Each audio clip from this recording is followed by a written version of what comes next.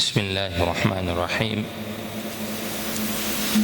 الحمد لله رب العالمين، والصلاة والسلام على رسول الله نبينا محمد وعلى آله وصحبه أجمعين والتابعين لهم بإحسان إلى يوم الدين وسلم تسليما كثيرا. أما بعد، tunaendelea na kitabu chetu cha At-Tajrid as-Sarih li ahadithi al-Jami' as-Sahih lil-Imam al-Bukhari, kifanyiwa kitabu hichi ikhtisari al-Imam az-Zabidi rahimahumullah ta'ala, tukiwa bado kwenye kitabu as-Salah. Qala rahimahullah ta'ala: babul asiri أو الغريم يربط في المسجد. عن أبي هريرة رضي الله عنه عن النبي صلى الله عليه وسلم قال: إن عفريتا من الجن تفلت علي البارحة ليقطع علي الصلاة فأمكنني الله منه، فأردت أن أربطه إلى سارية من سوار المسجد حتى تصبحوا وتنظروا إليه كلكم، فذكرت قول أخي سليمان: رب اغفر لي وهب لي ملكا لا ينبغي لأحد من بعدي. Anasema Imam al-Bukhari, babu al-asiri, mlango unayemzungumzia al-asir wa huwa saria, mateka, mtu aliyetekwa, au al-gharimi, au mtu ambaye anadaiwa, mwenye madeni. Al-gharim ni mtu mwenye madeni, anadaiwa. Yurbatu fil masjidi, akafungwa msikitini. Yani mateka amekamatwa, kisha kama pana nguzo msikitini akafungwa pale akawa amekaa. Au mtu ambaye yule anayemdai akampata msikitini kisha akafungwa, au wakakaa wakaelewana kunako amana, lakini haya yamefanywa ndani ya msikiti. Kwa hiyo al-Imam al-Bukhari, kama tunapenda kusema mara kwa mara, kama anavyosema maulama fiqhu al-Bukhari fi tabwibihi, fiqhi ya Imam Bukhari ipo kwenye milango yake. Yani yeye anaona ya kwamba inafaa mtu ambaye ni mateka akafungwa msikitini kumzuia asitoke. Lakini pia al-gharimu, mtu ambaye ni al-madini, mwenye madeni, anadaiwa, kama ikiwezekana kumfunga aweze kupata maumivu ya kutokulipa amana za watu, afungwe msikitini. Hii ndio fiqh ya Bukhari ambayo anaitoa kwenye hadithi hii, na utaona kwamba unaweza ukatazama kwenye hadithi ukahisi kama vile havihusiani, lakini ala kulli hali vina uhusiano mkubwa sana, kwa sababu ndio fiqh yake. Anasema hadithi ya Abi Hurairah radhiyallahu anhu an an-nabii sallallahu alayhi wasallam qala, tumekasema: inna ifritan min al-jinni, hakika ya ifrit, yule muovu. Ifrit ni yule muovu. Min al-jinni, katika majini. Ni hakika kiumbe ambacho ni majini pakawepo ndani yake na yule ambaye ni muovu sana, kama alivyosema al-Imam al-Mujahid aliposema ifritan ay maridun min al-jinn. Imam Mujahid anasema ifritun maana yake ay maridun min al-jinn, ni yule muovu katika majini. Hakika muovu katika majini ni katika lile kundi la majini, yule muovu wao. Tafallata alayya albarihata, tafallata alayya albarihata, bimaana alijitokeza kwangu mimi ghafla na haraka haraka, nikiwa ninaswali mimi Mtume sallallahu alaihi wasallam, tafallata alayya, alijitokeza na kujidhihirisha kwangu mimi ghafla na haraka sana, katikati ya swala na mimi nikiwa na swali. Alayya albariha, kwa maana jana, usiku wa jana, au kalimatan nahwaha, au neno la mfano huu. Kwa hiyo muovu katika majini alimtokea Mtume sallallahu alaihi wasallam usiku, ghafla tu alikuwa na swali Mtume, yule jini akajitokeza. Mtume akiwa katika nini? Katika swala, jitokeza huyo jini. Lengo la huyo jini ni kuharibu khushu'i ya Mtume sallallahu alaihi wasallam, unyenyekevu wa swala kwa Mtume, na kumuondosha katika ule umakini na utulivu katika swala. Liyaqta'a alayya as-salata, ili aikate kwangu mimi swala. Liyaqta'a, ili aikate alayya kwangu mimi swala.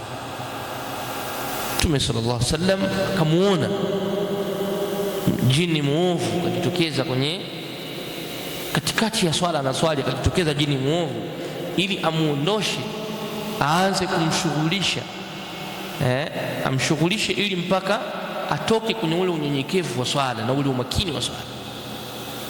Sasa Mtume sallallahu alaihi wasallam alipokuwa katika hiyo hali ya huyu ifriti akitaka kumchezea na kumshughulisha, anasema Imam Mtume sallallahu alaihi wasallam, fa amkanani Allahu anhu, Allah akanimakinisha kuna kweli, nikamzuia na nikamkamata.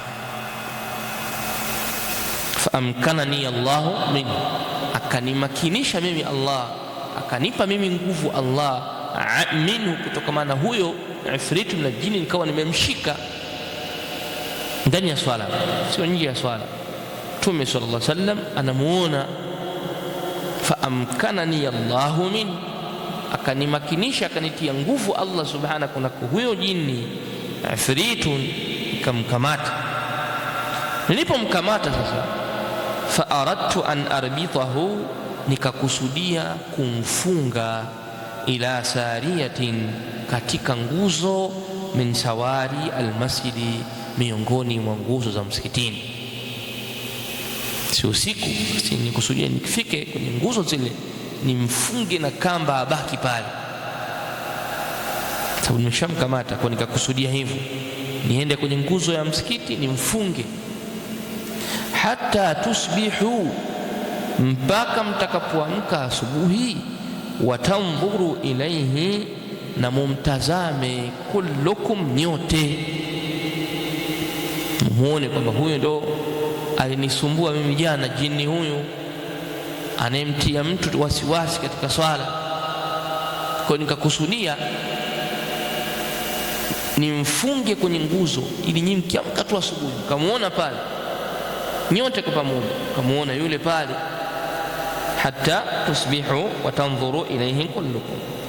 Basi hili jambo mimi liliniwia vigumu pale ambapo fadhakartu qawla akhi Sulaimana, nikaikumbuka kauli ya ndugu yangu Nabii Suleiman aliposema, rabbi ighfirli, ewe Mola wangu nisamehe mimi, wahab li, na unipe mimi, mulkan, ufalme, la yanbaghi li ahadi min ba'di, usiofaa kwa yoyote baada yangu.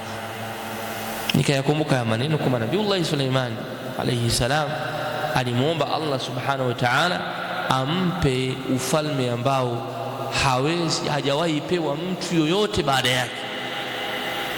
Allah subhanahu wa ta'ala anasema, fasakharna lahu arriha, Allah subhanahu akamdhalilishia kwake yeye upepo, unakwenda popote ambapo haithu aswab, anapotaka yeye.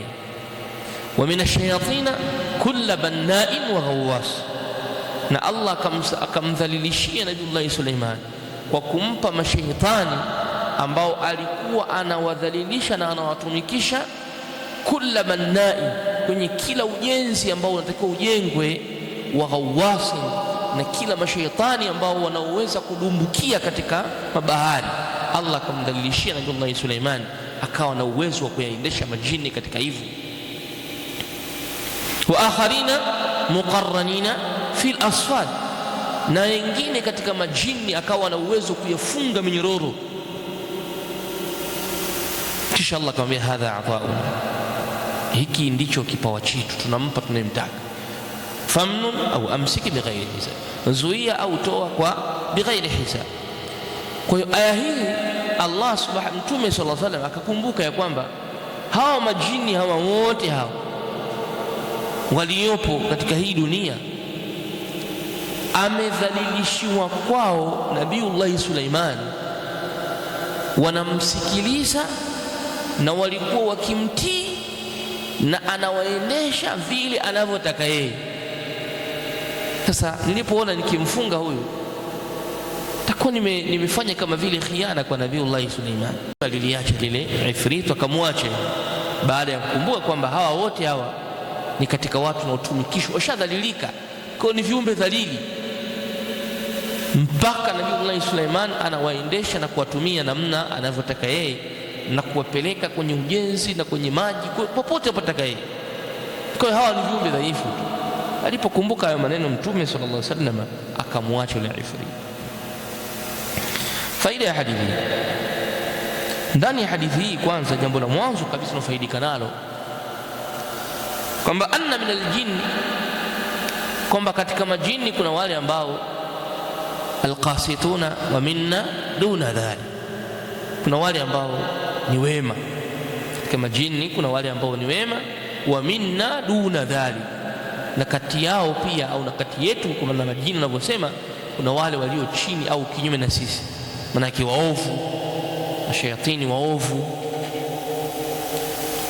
Hili ni faida ya kwanza tunapata. Kwa hiyo kuna mausat, mafujar, na kuna atqiya almu'minun albarara, kuna wale waovu wafanya maasi, lakini pia upande wa pili kuna wale wema wanaomcha Allah subhanahu wa ta'ala. Kwa hiyo katika majini sio wote ni waovu, kalla wa hasha, wako ambao wanamtii Mola wetu subhanahu wa ta'ala, kwa sababu jambo la kumtii Allah ni letu sisi binadamu, lakini pia la majini, wama khalaqtul jinna wal insa illa liya'budun. Kwa hiyo katika makundi ya majini kuna hayo waofu na wema, faminna alqasituna wa minna duna dhalik kunna taraiqa qidada, tuko njia tofauti tofauti. Wanajisema wenyewe majini kwamba sisi tuko sampuli tofauti tofauti, kuna hawa wacha Mungu na hawa waovu na hawa wakorofi na hii wa ila ghairi. Faida ya pili ya hadithi hii tunapata ya kwamba inna ifritan, neno ifrit kama alivyosema Imam Mujahid bin Jabr kwamba ni yule sheitani ambaye aliyekuwa muovu, na hili neno la sheitani muovu limetamkwa pia kwenye Qur'an. Alipomzungumza Nabiullahi Suleiman alipokuwa anakitaka kile kiti cha enzi cha yule mwanamke ambaye aliyekuwa anawaongoza watu, halafu watu wake na yeye wanaabudia jua. Alipokitaka kile kiti cha enzi kimfikie Nabiullahi Suleiman, kabla yule mwanamke hajafika kwa Nabiullahi Suleiman, maana Nabiullahi Suleiman alimtumia ndege kwamba akimuomba aje ili aweze kumlingania katika Uislamu. Kwa yule mwanamke na kundi lake wakakubali kuja. Sasa kabla hawajaja, Nabiullahi Suleiman akataka kile kiti anachokalia huko kwake, huko aliko, kimfikie mbele yake, ili akija akikute pale ashangae. Hasa Nabiullahi Suleiman alipotaka hili, Allah subhanahu wa ta'ala anasema Nabiullahi Suleiman aliwaambia majini na vitu vyote, nani atakayeweza kuniletea kile kiti hapa mbele yangu kwa kasi ya ajabu sana, kabla yule jini au kabla yule malika mfalme yule hajafika. Allah anasema qala ifritun min aljin ana atika bihi qabla an taquma min maqamik inni laqawiyyun amin. Akasema huyu jini muovu, qala ifritun min aljin, akasema muovu katika majini, ana atika bihi, mimi nitakuletea hichi kiti, kabla an taquma min maqamika, kabla haujasimama sehemu yako hiyo. Nabii Suleiman akaona hii speed gani? Hii sio speed. Yani kabla sijasimama hivi tayari ushaniletea. Waqala alladhi indahu ilmu min alkitab, akasema jini mwingine katika waliopewa ilmu ya kitabu, ana atika bihi qabla an yartadda ilayka tarafuk, mimi nitakuletea hicho kiti kabla haujapepesa jicho lako. Ghafla Nabii Suleiman akakiona kipo mbele yake. Qala hadha min fadli rabbi, akasema hii ni katika fadhila ya Mola wangu, liyabluwani, ili anitahini ashkuru am akfur, nimshukuru au nimkufuru. Kwa hiyo Allah amemtaja huyu ifritu, kundi hili, kwamba katika majini kuna waovu. Lakini pia vile vile tunaona ya kwamba katika faida, katika hadithi hii tunaona fihi jawaz al-amal fi salati, inajuzu kufanya matendo ndani ya swala. Inafaa ukafanya harakati fulani ndani ya swala, inajuzu. Lakini li maslahatin, kwa maslahi fulani, min ghairi qasdi al-abath fiha, si kwa makusudio ya kucheza kwenye swala. Inajuzu mtu akafanya kazi zote zile, akanyanyuka kidogo akamchukua mtoto, mlango labda uko na gonga anapiga kelele, au kuna mtu anagonga, ukaenda ukamfungulia, au ukapanda kwenye mimbari kidogo na mengineyo katika matendo, yajuzu muda wa kuwa haujakusudia kufanyaje, kucheza. Na sio amalu yasir, matendo madogo tu yale mepesi, lakini sio yale matendo ambayo mtu akikutazama hivi anajua kwamba wewe haupo kwenye swala. Inajuzu kutaharaka, inajuzu kutaharaka. Kuna mdudu pale mbele, ukasogea ukampiga ukamuua kwa nguvu au kidogo ukamuua, naam jaiz, na ukarudi ukaendelea na swala. Ndio hili tendo la Mtume sallallahu alaihi wasallam. Mtume yeye alayhi wasallam kwa hadithi amemkamata kabisa, baada ya kuwa yule anamshawishi anamchezea, anakuja kwa ghafla kwa Mtume sallallahu alaihi wasallam kumharibia sala yake. Mtume yule jini akamkamata, na yuko kwenye swala hapo, sio kwamba ametoka kwenye swala, yuko ndani ya swala. Akamkamata, akamzuia, akamfunga, kwamba sasa huyu mimi nakwenda kumfunga kwenye saria, katika nguzo miongoni mwa nguzo za msikiti. Kwa hili na kwa lile lingine la Mtume kuwasomesha watu ibada ya swala akiwa kwenye mimbar, aliwafundisha watu swala akiwa juu ya mimbari hapo, amesimama anaswali, watu wote wanamuona, kasimama Allahu akbar, akaruku Allahu akbar, akanyanyuka samia Allahu liman hamida. Alipotaka kusujudu alishuka kinyume, rajaa qahqara, akarudi kinyume, akarudi mpaka akapata nafasi ya kusujudu, afa akasujudu sallallahu alaihi wasallam. Na baada ya kumaliza sijida mbili, Mtume sallallahu alaihi wasallam akasogea tena mbele, akapanda juu ya mimbar. Sio kama nje ya swala, hapana, ndani ya swala. Kwa hiyo kwa maslahi fulani pakitokea, itajuzu ndani ya swala harakati, pamoja na kwamba lubu salati ni khushu', kiini cha swala ni unyenyekevu na utulivu. Lakini pakiwa pana maslahi fulani, pana haja fulani, fala mani min al-amal, hakuna kizuizi kutenda baadhi ya matendo. Mfano na swali, imekutokea umejisahau kuzima simu yako kwenye mfuko, ikaanza kupiga kelele, na wewe labda ni mtu ambaye unapenda muziki, na simu yako ringtone yako umeweka muziki, kwa ukaanza kuona kefu dhani na kuwaje tena kwenye swala la muziki, ukaamua utoe mkono wako hapa, ukatoa partner ile pale, si ukazima simu yako, ukabonyeza, ukaziweka. Naam, jaiz, haya matendo yapo. Au simu kama umeiweka chini pale na ina sauti kali, inaimba maneno ya ajabu hapo ulioiseti mwenyewe, basi inaruhusiwa ukatoka pale, ukaenda ukaichukua, ukaizimilia mbali pale, ukarudi katika swala. Al-amal inajuzu kutenda matendo. Na jambo la mwisho katika hadithi hii, fihi husn khuluqi nabii sallallahu alaihi wasallam wa riayatuhu li Suleimana. Ndani ya hadithi hii panaonyesha tabia njema za Mtume sallallahu alaihi wasallam na usimamiaji wake wa mapenzi kwa Nabii Suleiman. Kaona asifike mbali sana ndugu yangu Suleiman, haya hivi vitu alidhalilishiwa yeye. Kwa tabia njema ya Mtume sallallahu alaihi wasallam kukumbuka kile ambacho mwenzake amefadhilishwa nacho, mwenzake amefadhilishwa nacho, hakutaka kuwaingilia tena wale majini, akamwacha. Tunaona tabia njema ya Mtume alayhi salatu wasallam aliposema fadhakartu qawla akhi Sulaimana. Ni mfano mathalan, ni mfano mwepesi wa kidunia. Sasa mfano wa kidunia yetu, amekuamini mtu mahala, kisha ukaona kuna elements mbalimbali zimefikia hapa za mimi kufanya ninachotaka kukifanya, ima ufanye ubaya, ima ufanye wema. Au alkhaymati, hema. Alkhaymati ni hema, fil masjid, msikitini, lilmarda, kwa ajili ya wagonjwa, wa ghairihim, na wengineo. Inajuzu kutengeneza hema msikitini kwa ajili ya watu watakao kuwa na umwa walale mule, na wengineo labda wenye majeraha, wenye hali fulani, uchovu na vinginevyo, wakae mule. Inajuzu tukatengeneza hema, sio la itikafu tu, kalla, bali hata kwa ajili ya wagonjwa tukatengeneza hema. Na hii ni kiasi, kuwa na maeneo ya msikiti pana mahala pa kupumzika, mahala pa kupokelea wageni, mahala pa vikao kwa msikiti, jaiz kutengeneza sehemu hiyo ikawa ni sehemu maalum kwa ajili ya watu kupumzika. Wageni wamekuja, wanafikia huko, fala amani, hakuna kizuizi katika hilo, kama hili jambo la Mtume kuweka hema ndani ya msikiti kwa ajili ya wagonjwa.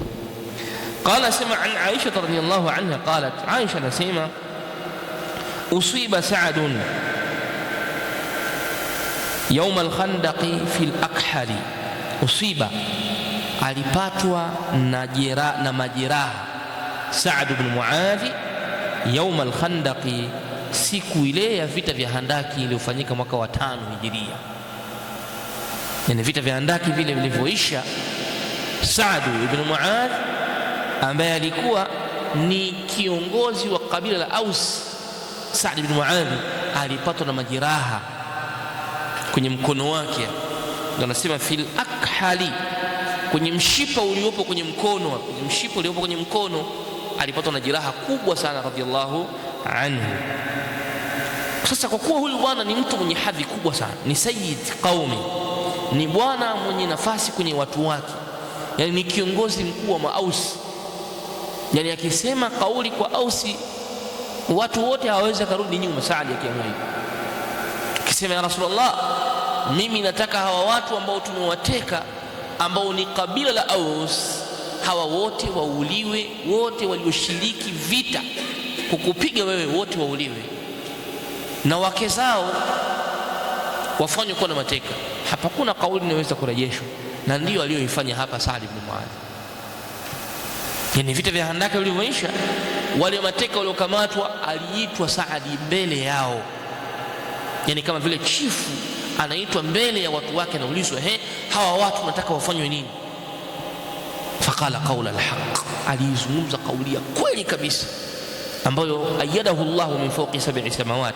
Allah aliipa nguvu ile kauli kutoka mbinguni. Saad alisema watu wote walioshiriki vita ya kumpiga Muhammad na kutupiga sisi Waislamu muda wa kuwa ni kabila langu la Aus, wote wauliwe, na wake zao walioshiriki, wale wote walioshiriki katika wake zao, vitoto na nini, vitekwe, viwekwe mateka. Saad alifanya haya maneno. Sasa baada ya vita hili yeye alikuwa amejeruhiwa mkono, al-akhali ni mshipa uliopo kwenye mkono, ndio ulidhurika kwa ukawa unatoa damu sana. Fadaraba an-nabiy sallallahu alayhi wasallam khaymatan fi al-masjid, Mtume akatengeneza hema msikitini. Fadaraba, yake akaweka an-nabiy khaymatan, hema fi al-masjid, msikitini. Ni mtu mkubwa, sio mtu mdogo. Nyumba zao sio nyumba za kwetu za siku hizi, nyumba kubwa bana, iko nyumba ya kawaida tu. Kwa hiyo kama atakuwa nyumbani patakuwa na uzito watu wengine kufika, patakuwa mambo ya stara, asifanywaje, patakuwa kama vile pana hali fulani ya uzito, na watu wanaokuja pale ni wengi. Sasa kaifa yakun, Mtume akatengeneza hema msikitini, liyaudahu min qarib, ili wamtembelee jamaa wa karibu. Kwa akamwekea hema, akawa anakaa mule ndani, watu wanakuja na kumsalimia, kundi la makundi la Ausi wanakuja pale, na kabila ya Ausi ya mbali huko, wana chifu anaumwa, sayyid anaumwa kapata matatizo, wanakuja wanaingia msikitini mule, wanamzuru, wanamtembelea, wanampa pole, kila hali unayo wanamfanyia.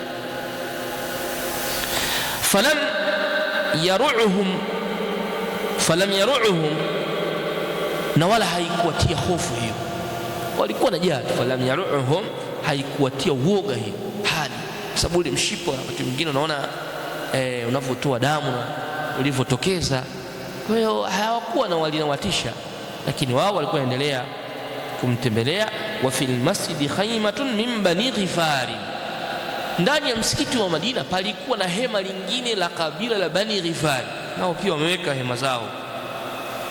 Sasa wakiwa wamekaa mule kwenye hema, wale Bani Ghifari wametulizana kwenye hema lao, wakaanza kuona damu zinachuruzika zinakuja mpaka kwenye hema lao, damu nyingi zinapita pale.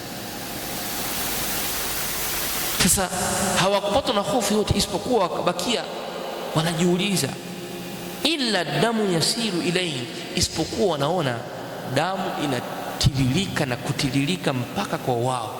Damu kilo jeraha ilikuwa jeraha zito sana. Illa damu yasilu ilayhim, isipokuwa damu inachirizika na kutembea mpaka kwenye hema lao.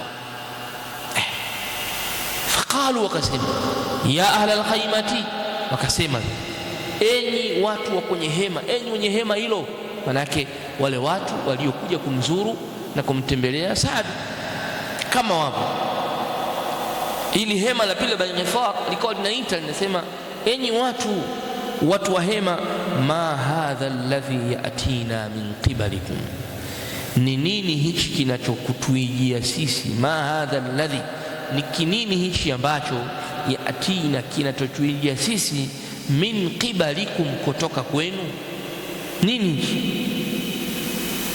Wanaona damu, lakini yani ni jambo la kustaajabisha, damu nyingi kiasi hicho, kama vile maji yanatembea kwenye mto, inakuwaje? Kwa hiyo wakawaka na staajabu kwamba hichi ni kitu gani kinatuingia kutoka kwenu. fa idha Saadu yaghdhu jurhuhu daman, ghafla wanayekuja kuona sauti haijibiwi wala hakuna anayewajibu. fa idha Saadu, ghafla wanakuja kumwangalia ni Saad ibn Muadh, yaghdhu jurhuhu, linachirizika, yasilu, yani yaghdhu, linachirizika jeraha lake, daman, damu. Yaghdhu maana yake yasilu, linachirizika, ile jeraha lake lile linachuruzika damu nyingi sana. Famata fiha, kwa ile damu kuwa nyingi na mtoka, radhiyallahu anhu, akafariki katika hali hii. Ufupisho hadithi hii ni kwamba msikiti wa Mtume sallallahu alaihi wasallam ulikuwa pia ndani, wanakaa mule kwa kukaa na mahema waliojengewa. Bimaana inajuzu tukawa na mahala pa kuhifadhia wagonjwa msikitini ili watu wawafanyie ziara, na kama nilivyosema, inajuzu pia kwa hiyo hoja kutengeneza sehemu ambazo zitakuwa ni maalumu kwa ajili ya wageni, kwa ajili ya vikao, kwa ajili ya mikutano kadhaa kwenye msikiti. Na mara kwa mara huwa napenda kusema, nawaambia, msikiti ni taasisi. Yani msikiti si chombo tu au ni sehemu ambayo uswali uondoke, la. Suratul masjidi wasi, mtazamo wa msikiti ni mpana, tofauti na ambavyo watu wengi tunavyodhania. Ukienda ukatazama misikiti katika duru za hadithi katika miji ya Yaman, utashangaa chini ni msikiti, lakini msikiti huo una maktaba kubwa tu. Msikiti huo una ghurfatu dhiyafa, una chumba kwa ajili ya wageni. Msikiti huo pia una store kubwa ya vitu vya msikiti, msikiti mmoja tu, na vyote vinajitegemea kwenye sehemu yake, wala haviingiliani. Na bado msikiti ni mkubwa sana, watu wanafanya ibada na wanaingia ni wengi. Kwa hiyo wageni watakaokuja, mje hata wageni 200, sehemu yenu ya kulala ipo na magodoro yenu yapo, na mkitaka shuka pia mtapewa. Na mkitaka huduma ya chakula pia mtaletewa, na mkihitaji vikao na mashekhe au vikao baina yenu, mnakuta msikitini papo hiyo sehemu imeandaliwa. Yote haya yanatolewa kwenye hadithi hizi za Mtume sallallahu alaihi wasallam. Mtume katengeneza hema kuja watu kuja kumtembelea Saadi, na ukumbuke ya kwamba wanaokuja kumtembelea Saadi kuna mu'minuhum wa kafiruhum, kwa sababu Saadi ni mtu mkubwa, na Ausi sio wote walikuwa wamesilimu, na wengine walikuwa hawajasilimu bado, lakini walikuwa wanaingia kuja kumzuru Saad ibn Muadh radhiyallahu anhu. Kwa hiyo sisi hatuwezi kutengeneza hema msikitini kwa leo hii, lakini tunaweza tukatengeneza mazingira ya kuwa na eneo la wageni, eneo la vikao, eneo ndani ya msikiti kwa ajili ya maktaba kubwa, library mpana kwa manufaa ya msikiti. Lakini pia ndani ya hadithi hii tunaona ya kwamba inajuzu katika msikiti naam, yani damu sio kitu ambacho kinachoweza kuwa najisi kuuchafua msikiti. Damu sio najisi inayochafua msikiti. Ikitokea damu ya binadamu imedondoka ndani au imemwagika, haiambiwi kwamba damu ile imeshauchafua msikiti, msikiti huu ni mchafu, inabidi usafishwe tena. Na sote tumesoma huko nyuma, Umar bin Khattab radhiyallahu anhu alijeruhiwa akiwa anaswalisha swala ya asubuhi. Kwa jamaa alimchoma, Umar akaanguka chini pale radhiyallahu anhu, bila shaka damu zilimtoka, na watu wakambeba wakampeleka nyumbani kwake, na wao wakaendelea swala, wakamaliza swala, wakarudi kwa Umar bin Khattab radhiyallahu anhu. Damu ilimwagika msikitini. Kwa damu si kitu ambacho tunasema ni najisi ambayo ikimwagika msikitini msikiti umechafuka.